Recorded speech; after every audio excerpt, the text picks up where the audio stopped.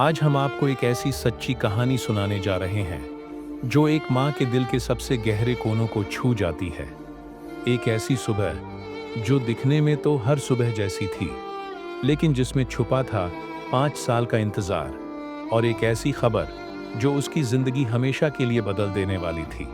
ये कहानी है शांति देवी की और उनके बेटे अर्जुन की। सुबह की हल्की हल्की धूप खिड़की से कमरे में उतर रही थी। बाहर मोहल्ले की गलियों में बच्चों की हंसी ठिठोली गूंज रही थी और बगल के घर से चाय की महक हवा में तैर रही थी। लेकिन उस छोटे से कमरे में जहां सफेद बालों वाली एक औरत धीरे धीरे अपने पुराने लकड़ी के बिस्तर पर बैठी थी, माहौल बिल्कुल अलग था। शांत, ठहरा हुआ और कहीं ना कहीं भारी। वो औरत थी शांति देवी। उम्र लगभग 60 के पार, चेहरे पर झुर्रियां, लेकिन आंखों में एक अलग चमक, जैसे किसी ने जीवन में बहुत कुछ देखा और सहा हो।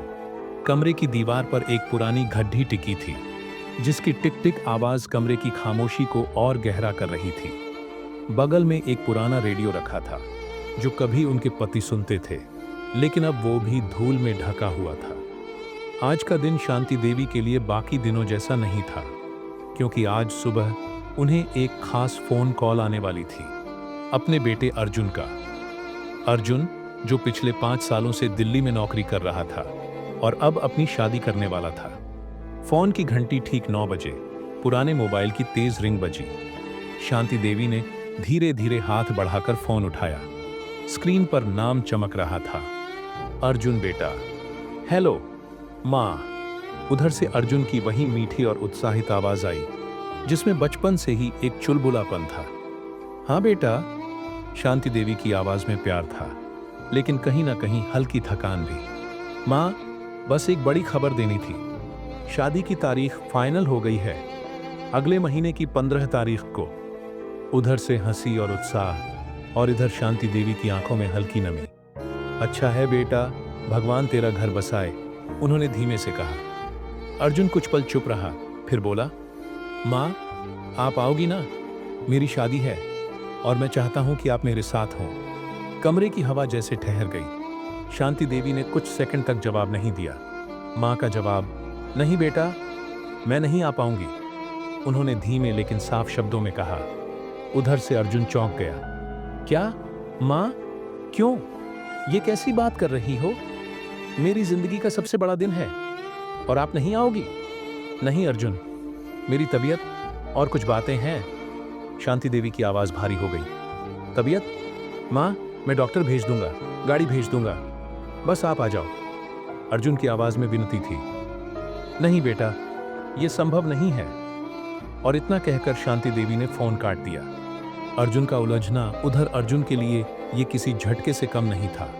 माँ, जो उसके लिए हमेशा हर त्योहार, हर छोटे बड़े मौके पर सबसे पहले पहुंचती थी, वो उसकी शादी में नहीं आएंगी? ये कैसे हो सकता है? उसके मन में सवालों का तूफान उठ गया। क्या माँ मुझसे नाराज हैं? क्या उन्हें मेरी होने वाली पत्नी पसंद नहीं? या फिर कोई और वजह है जो वो बता नहीं रही? माँ की खामोशी फोन काटने के बाद शांति देवी लंबे समय तक बिस्तर पर बैठी रहीं।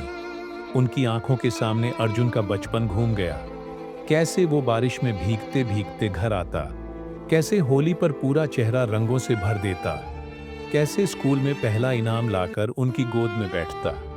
उनके होठों पर हल्की मुस्कान आई, लेकिन अगले ही पल वो मुस्कान आंखों की नमी में बदल गई। बिस्तर के पास एक पुराना लोहे का संदूक रखा था।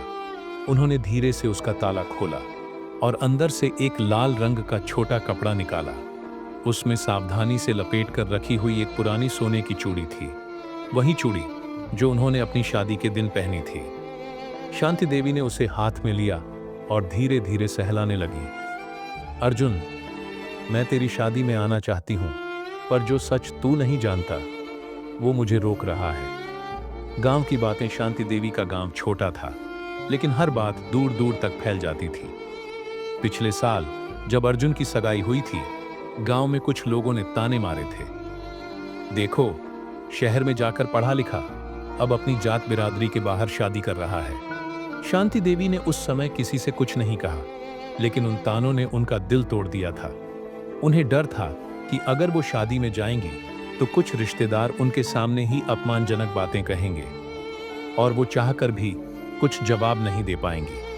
पर असली वजह सिर्फ ये नहीं थी। असली वजह उनके दिल में एक गहरा राज था जो उन्होंने आज तक अर्जुन को नहीं बताया था। राज का पहला सिरा शाम होते होते शांति देवी ने फिर संदूक खोला। इस बार उन्होंने उसमें से एक पुरानी डायरी निकाली। उस डायरी में उनकी जिंदगी के ऐसे पन्ने थे जिन्हें किसी ने कभी नहीं पढ़ा। पहले पन्ने पर लिखा था, साल 1994, मेरी सबसे बड़ी गलती। उन्होंने डायरी हाथ में ली और धीरे धीरे पढ़ने लगी।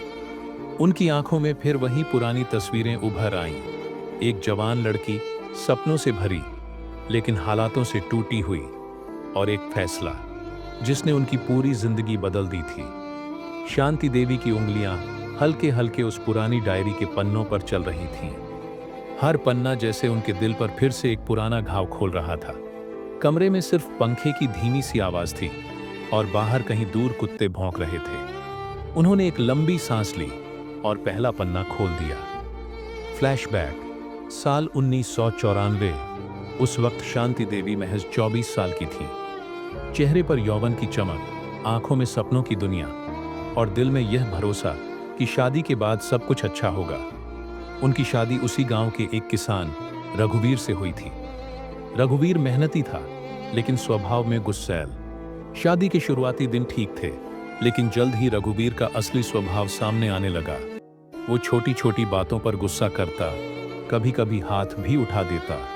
शांति देवी अपने मायके को कुछ नहीं बताती क्योंकि उन्हें लगता था कि ये उनका निजी मामला है और समय के साथ सब ठीक हो जाएगा। पहली कड़वी घटना 1 साल बाद, जब शांति देवी गर्भवती थीं। रघुवीर को खेत में घाटा हो गया। पैसे की तंगी के कारण घर में तनाव बढ़ गया। एक दिन गांव में किसी ने रघुवीर से उधार चुकाने के लिए दबाव डाला और उसी रात उसने गुस्से में शांति देवी को बुरा भला कहा। उस रात शांति देवी ने महसूस किया कि उनके पेट में बच्चा हलचल कर रहा था, लेकिन उनका दिल डर से सिकुड़ गया था। अर्जुन का जन्म और उम्मीद की किरण। 1995, एक ठंडी सुबह, शांति देवी ने अपने पहले बेटे अर्जुन को जन्म दिया। अर्जुन का चेहरा देखते ही उनके दिल में जैसे सारी तकलीफें मिट गईं। वो सोचने लगी, अब ये मेरा संसार है, मैं इसे हर दुख से बचाऊंगी। लेकिन किस्मत ने कुछ और ही लिखा था। रघुवीर का हादसा। अर्जुन सिर्फ 2 साल का था जब खेत में काम करते हुए रघुवीर पर बिजली गिरी। लोग कहते हैं वो बच सकता था अगर उसे तुरंत अस्पताल ले जाया जाता, लेकिन बारिश और कीचड़ में कोई गाड़ी समय पर नहीं मिल सकी। रघुवीर की मौत ने शांति देवी की दुनिया हिला दी।